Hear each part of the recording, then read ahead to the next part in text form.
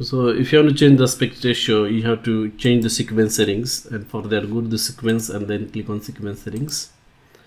And right now you can see that the aspect ratio is 16:9 because the frame size is 1920 1080. So basically you have to divide this one, the width, by height of the frame, and that's how the aspect ratio is calculated. And if you want to change it, basically you have to change this frame size. So I'm gonna put 1080 as width and height as 1080 as well. So basically it will be 1:1 now.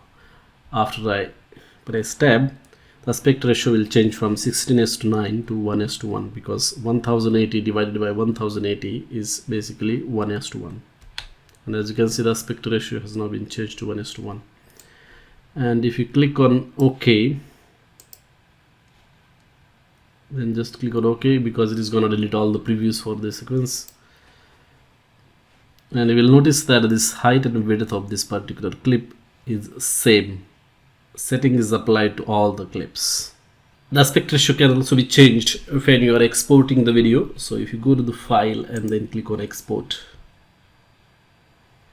media, so you can see that under this video tab we have got this width and height properties, and you can also click this to maintain frame aspect ratio while resizing. You can either link it or unlink it. Okay, and if you increase it, you can see that now only the width is increasing.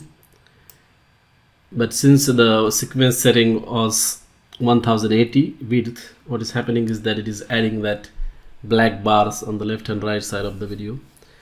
That's because in the sequence we said that okay, I want the width of 1080 pixels, but when you want to export it, you have set the width to 2054 pixels, which means there is extra space available. Okay, and since there is extra space, it is gonna add those black bars on the left and right side of the video to fill that gap. That's it. That's how you can edit this aspect ratio in Adobe Premiere Pro. Thank you for watching.